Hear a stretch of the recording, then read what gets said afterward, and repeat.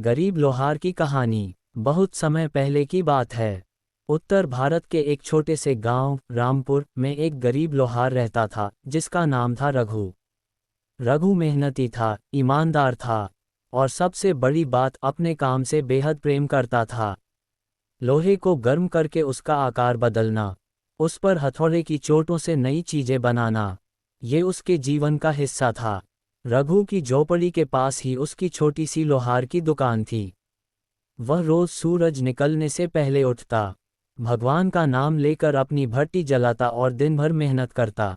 गांव वाले उसे बहुत मानते थे क्योंकि रघु की बनाई हुई दरांती, हल, कुल्हाड़ी और औजार बहुत मजबूत होते थे। लेकिन रघु की जिंदगी आसान नहीं थी। उसकी पत्नी गौरी बीमार रहती थी और उसका एक बेटा मुन्ना अभी छोटा था। रघु की कमाई इतनी नहीं थी कि दवा और पढ़ाई दोनों अच्छे से चला सके।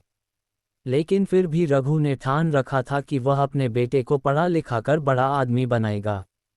संघर्ष की राह। एक दिन रघु की भट्टी का ब्लोअर, हवा देने वाला पुराना पंखा, टूट गया। बिना उसके आग जलती नहीं थी और औजार नहीं बनते थे। मरम्मत के लिए पैसे नहीं थे। उस दिन रघु खाली हाथ बैठा था। तभी गांव के जमींदार लाला श्यामलाल अपने नौकर के साथ वहां आया। रघु, अगले हफ्ते मेरे खेत की जुताई है, मुझे 5 हल चाहिए। रघु ने झुककर कहा, लाला जी, आज भट्टी का पंखा टूट गया है, मरम्मत करवा लूं तो काम शुरू कर दूंगा। लाला की आंखों में घमंड था। सुन रघु, काम चाहिए तो हल तैयार होने चाहिए, वरना तुम्हारी जगह कोई और ले लेगा। रघु कुछ नहीं बोला, बस चुपचाप सिर झुकाकर उन्हें विदा किया। उसके पास 2 ही रास्ते थे, या तो हार मान ले या कोई उपाय ढूंढे। उसी रात रघु ने अपनी पुरानी साइकिल के पहिए से नया पंखा बनाने की कोशिश की। कई बार असफल हुआ, हाथ भी जल गए, लेकिन अंत में वह ब्लोअर काम करने लगा। हुनर का जादू। अगले 3 दिन और रात वह बिना रुके काम करता रहा। गरम लोहा, पसीना और आग की भट्टी, यही उसकी दुनिया थी। चौथे दिन जब वह 5 हल लेकर लाला के पास पहुंचा तो लाला ने औजारों को देखकर दंग रह गया। इतने मजबूत और सुंदर हल उसने कभी नहीं देखे थे। रघु, तूने तो कमाल कर दिया, ये हल तो शहर में भी बिक सकते हैं। रघु बस मुस्कुराया और बोला, मेरे लिए काम पूजा है लाला जी। लाला ने खुश होकर कुछ पैसे दिए और कहा, अगर तू चाहे तो शहर चलकर बड़ी दुकान में काम कर सकता है।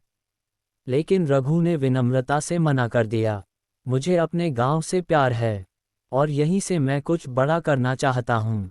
बेटे की शिक्षा। रघु ने उन पैसों से गौरी का इलाज करवाया और मुन्ना को गांव के अच्छे स्कूल में दाखिला दिलाया। मुन्ना पढ़ाई में तेज था और रघु हर दिन काम करके उसकी किताबें, कपड़े और फीस का इंतजाम करता रहा। दिन बदलते गए और मुन्ना बड़ा होता गया। कई बार गांव में लोग रघु का मजाक उड़ाते, क्या करेगा पढ़ा लिखा कर, लोहार का बेटा तो लोहार ही बनेगा। लेकिन रघु चुप रहता और सिर्फ यही कहता, मेहनत का फल देर से सही मगर मीठा होता है। मेहनत का फल। सालों की मेहनत रंग लाए। मुन्ना ने स्कॉलरशिप पाकर इंजीनियरिंग कॉलेज में दाखिला ले लिया। गांव का पहला लड़का जो शहर जाकर पढ़ा था। रघु की आंखों में उस दिन आंसू थे, लेकिन वो खुशी के थे। 5 साल बाद जब मुन्ना गांव लौटा तो उसकी आंखों में आत्मविश्वास था।